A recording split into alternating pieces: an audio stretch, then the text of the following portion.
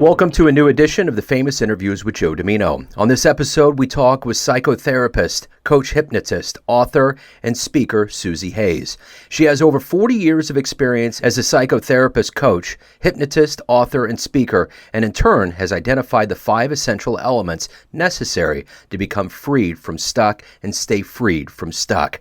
Essentially, she helps people access internal resources they never knew they had, to create what they never knew they could through a powerful, integrative approach using psychotherapy, hypnosis, life, and business coaching. She's a great interview. Enjoy the story. Thank you for taking a minute out today. I'm glad to hear that your Friday's going well. Thank you. And thank you for the opportunity for our conversation today. I'm looking forward to it.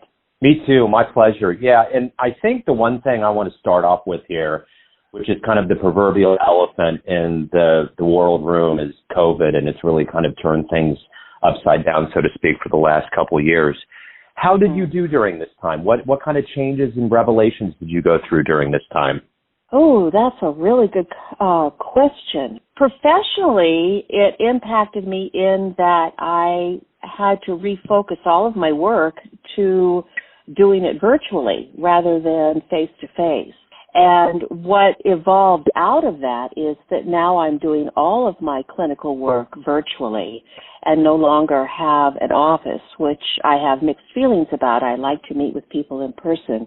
The effectiveness of the work remained the same, and the convenience of that was really good. So that was probably the most impactful change professionally for me. Personally, the experience of feeling more isolated was more challenging for me. It's one thing, people have titles, and it kind of sums up who they are. It's like a label. But if someone was to run into you and say, Susie, what do you do? What is it that you do? What's your job every day? How would you explain that? I would say to them that what I do is that I help people become freed from stuck by helping them access internal resources they never knew they had in order to create what they never knew they could. And I do that with counseling, coaching, hypnosis, speaking, and writing. That almost seems as though, no matter who you are, that all of us has some kind of level of hidden potential or being blinded by things that are right in front of us. Is that accurate, you think, for a lot of people? Oh, absolutely. We all have our own perceptual filters in terms of how we view ourselves, how we view others, how we view the world. And so from that perspective is how we make our choices in our lives. So certainly for many people, for all of us, I think to some degree, we face that challenge of really discovering what does it mean for us to live more fully in our potential. So you've been at this for 40 years, and I'm curious with your book, how long did you think about doing this? How did it come to fruition? What was kind of the process? Because I think once you put a book out there, you kind of galvanize this idea and solidify who you are, so to speak, and get that message out. That's true, Joe. And it's interesting because I never had the intention of writing a book. I happened to run into a colleague of mine who was starting a publishing company, and he said, Susie, I know you have a book in you, and if you give me an hour and a half, I will find that book. After that conversation, what I came to realize is that what I had been doing in all of the aspects of my work for those decades was that I was helping people become freed from stuck. And it was really profound to me, personally and professionally, to realize that that was really what my work was about, is really helping people to be able to move forward from those places where they were not creating or feeling satisfaction in the way that they really desired. This is a pretty tall order, your job, to help people get to that point. And I'm curious, if we go back early in your life growing up, what gave you the motivation to want to become who you are today? Probably, honestly, it was the pain of my history and the challenges of that in terms of being raised by a mother who was unpredictable and sometimes abusive, that I came to understand the impact of that in my life when I was in graduate school. And I was actually completing a master's at seminary in education. And I was sitting in chapel one day, and I was sitting there, and the speaker was saying, "So with Jesus, you're never alone." And I remember listening to that, and in my mind, I said, "So with Jesus, if I'm never alone, why the hell do I feel so alone?" And I walked out of chapel, and outside the door was a professor from the counseling department, and I said to him, "I need to talk with you." And it was from that moment that I really went into my own therapy and began to explore what was really going on inside of me. And from that, I also stayed and got an additional master's in counseling, and that changed the trajectory of my work, originally into a combination of education and counseling, because I started several counseling centers. But then I moved eventually into doing private practice pretty exclusively. And it was really from the pain of my personal experience that I went into the work that I did, because I found the process fascinating, and I found it really transformative for me personally. In your line of work, you got to take on a lot of people's, pain, perhaps, a lot of their ambitions, just a mixed bag of things. Mm-hmm. And you've been at this for a long time. How do you maintain your sense of you, your sense of staying strong and doing this consistently day in and day out? That is a really excellent question. And I know a few years back, statistically, the lifespan of the average psychotherapist was about 7 years. So to be doing this as long as I have, I really had to be clear about the boundaries in relationship with those that I was working. And by that I mean, I had a professor who once said, when people are in a really difficult place, when it's really dark and they're coming to you and sharing their stories, and they're vulnerable, and they're scared and they're hurt, it's like sometimes for them that they're in a deep well. And you want to be able to reach down into that well and grab their hand and help them to come up from that well. But what you don't want to ever do is to jump into the well with them, because you'll never be able to help them. And so part of what I have always really been clear about is that my task is to come alongside of people, to be there and provide empathy and support and reflection and insight and encouragement. But if I would take on their suffering, I would not be able to help them as effectively. Throughout all of the years and everybody that you've helped, what has been, in quotes, the best fan letter or best response that you've received from somebody that you think about, that comes into your mind, that really makes it feel like it really validates what you're doing and who you are? Oh my, that is interesting. I actually had a conversation with a man last night in session. He had contacted me in pretty significant distress a week ago. He said to me last night, he said, "Susie, what you said to me in our last session was so brilliant that I have been using what you said, and it has felt so good. And I have worked with therapists for years, and no one has ever helped me understand this inside of myself and helped me to be able to manage this anxiety in the way that you did." And, when someone says that, Joe, I feel the gratitude of being able to do the work that I do. And I know that when they express it, it really comes from their heart, because they are experiencing transformation at a deeper level that they've really been wanting to experience, the relief that they're wanting to have, and they're wanting the skills that they need to be able to move forward in their life. And you mentioned earlier about COVID. This is really, really true in the last years, because COVID was really a shared trauma by all of us.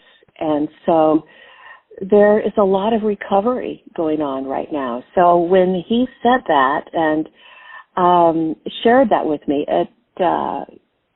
it was thrilling. It was just thrilling. I was just so pleased and so honored and so happy to hear the relief in his voice and to see the impact that I had in just the brief time that we had worked with in a couple of sessions. You know, the one thing that helps all of us overcome and to get to a new place is to have role models or heroes in our lives. And I'm curious, who is that for you? There are a lot of people that I respect personally and professionally. Oh, that's a good question. You know, I guess there's a couple. When I think about professionally, I love the work of Brené Brown. I think that she is just making such a significant impact in helping us to return to our hearts and to understand and appreciate the importance of that. So I truly respect her work. Interestingly enough, there is, I want to see if I can remember her name. I believe it's Rare Avis. She's a designer, and she's 100 years old, and she's still designing. And I just adore her because she has such passion in her work, and her contributions have just brought such joy to people. So I have a respect for her as well. And then a mentor for me was this professor I mentioned earlier who unfortunately, or fortunately, I suppose, he was 87, had passed last October. But he impacted my work, both as a therapist at one point and then as my professor in my work, and really took me under his wing and mentored me to develop my skills. So I think in those levels, those are a few of the people that I say I look up to them and I respect their work and I appreciate them. You know, the one thing I think that was a saving grace for all humans during this COVID time was that we had art, you know, whether it was TV or film or books or music. I mean, there was so much that helped to enrich us. And I'm wondering, in your life, was there a seminal book or album or something artistically that you really kind of leaned on that helped you get to where you wanted to be? Well, I think I would answer that probably more from a personal perspective, in that I found that there were many opportunities actually that were made available, for example, like on YouTube. And I remember watching several Josh Groban concerts, and I remember watching a series that was doing Broadway shows such as Phantom of the Opera and Cats, which I had never seen before, so that was great. And for me, I think music has always just been an integral part of my life with regard to understanding and appreciating the human experience. One of my favorite artists is Barry Manilow. The quality of his music and his lyrics, the longevity of his work, the breadth of his audience, even as he is, I believe, in his early 80s, late 70s, such an inspiration to me. And so during COVID, it was really a time where I looked to some of those artists who had created pieces that really made us think and spoke to our hearts and expressed our human experience with such melody and such poetry. Those were the experiences during COVID that were really helpful for me particularly in that experience of isolation that meant a lot to me. You had mentioned how, the human subscription to deity is supposed to not make you feel so alone, but you did feel so alone. And I'm curious, with your pursuit and what you've done with your life, do you feel like you kind of go back to that period and you're helping people not feel alone because they're unlocking something? And then, not that it will be a replacement for spirituality or faith, but that you're allowing people to feel more self-reliant and fulfilled, kind of in that Maslow kind of way. Maslow, don't we love that hierarchy? I think, Joe, what I have come to understand for myself, both in my professional development and my personal growth, is that I was on a spiritual journey myself that took me from a conservative background and eventually actually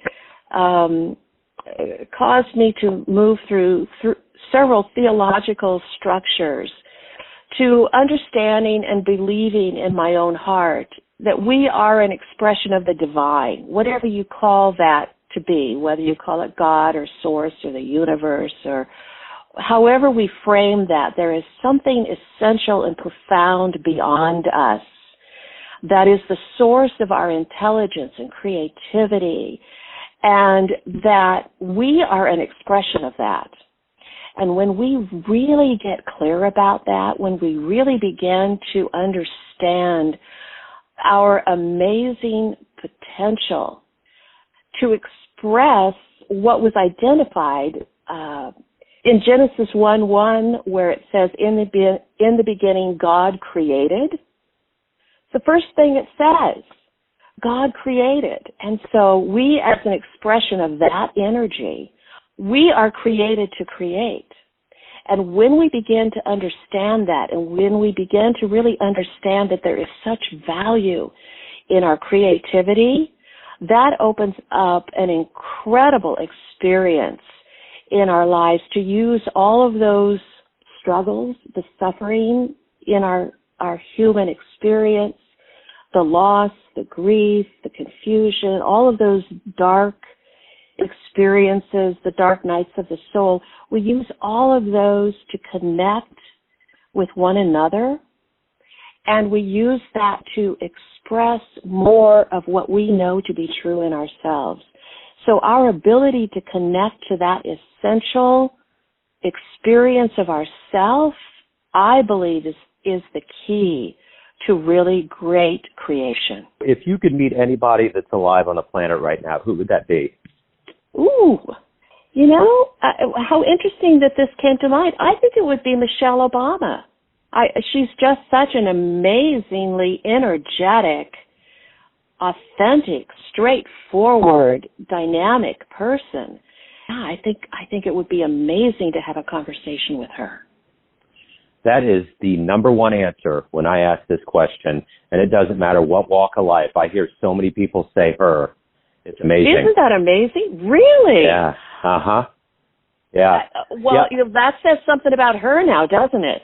Yeah. And a lot of what I do is jazz interviews, so I ask the question, if you could take a time machine, the answer is always John Coltrane. Coltrane is always the number one answer.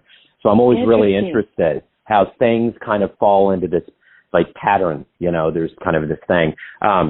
So everyone has a perception of you, your family, your friends, those that buy your book, those that are your clients, but ultimately you're in control of your life. You have a perception of you. Who do you think you are? Joe, I think I'm who most people think I am. I think that I am intelligent. I am empathetic. I am fun. I am joyful. I am peaceful. I am competent. I am responsible. I am generous. And I like to play. Perfect. That's a very wonderful, fitting way to wrap everything up. Susie, thank you for opening up. Thank you for taking a minute out today. I appreciate it. You're very welcome, Joe. Thank you for the opportunity. Thanks for tuning in to another famous interview with Joe Dimino, where we cover the world of art, literature, business, and music around the globe. If you want to hear more interviews, visit the Famous Interviews with Joe Dimino channel on YouTube. Thanks again for listening, and until next time.